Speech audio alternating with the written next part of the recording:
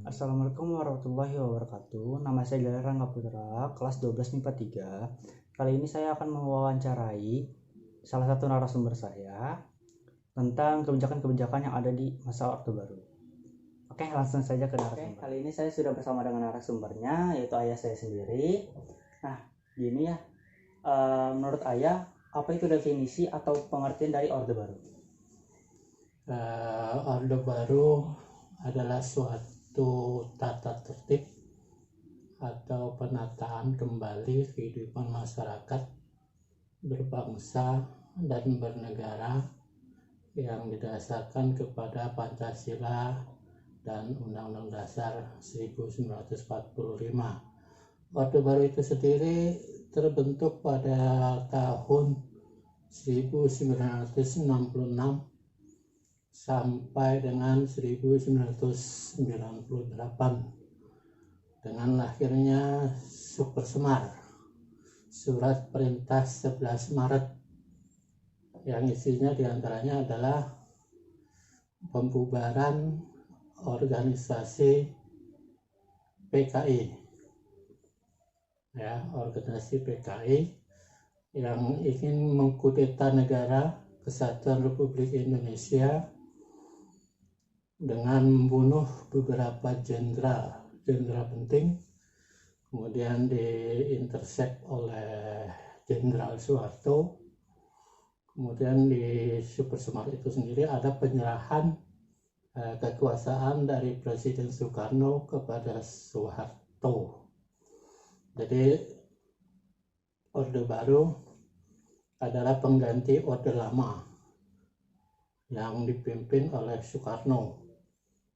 Sekarang Orde Baru dipimpin oleh Soeharto, Presiden Soeharto. Kemudian pada tahun 1998 Orde Baru diganti menjadi Orde Reformasi. Oke. Lalu bagaimana dengan kebijakan-kebijakan yang ada di masa Orde Baru itu sendiri? Kebijakannya ada banyak.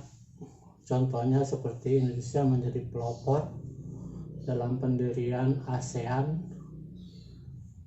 dan juga melakukan beberapa kebijakan politik luar negeri seperti negara Singapura, mengakui negara Singapura, memperbaiki hubungan dengan Malaysia, kembali menjadi anggota PBB pada tahun 1967 yang sempat kita keluar.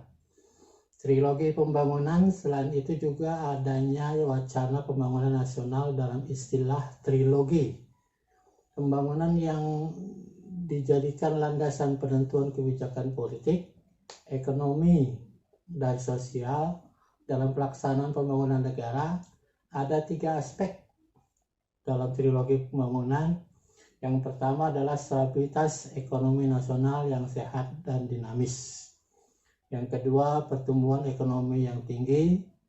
Yang ketiga, pemerataan pembangunan serta hasil-hasilnya yang menuju terciptanya keadilan sosial bagi seluruh rakyat Indonesia.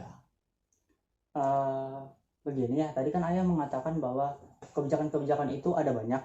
Nah, bagaimana menurut ayah? Apakah kebijakan-kebijakan itu menguntungkan atau malah merugikan bagi masyarakat?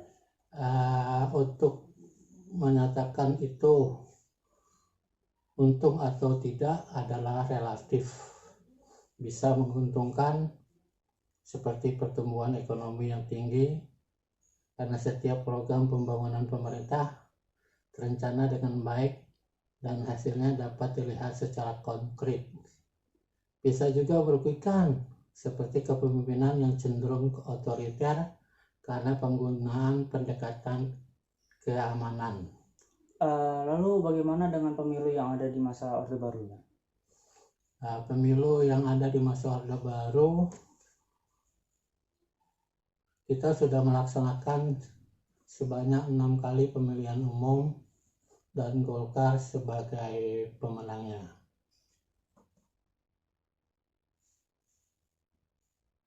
Oke, baik. Terima kasih atas informasinya yang telah diberikan. Sekian dari wawancara saya bersama dengan ayah saya mengenai Orde Baru, terutama untuk kebijakan-kebijakannya. Kurang lebihnya mohon maaf. Wassalamualaikum warahmatullahi wabarakatuh.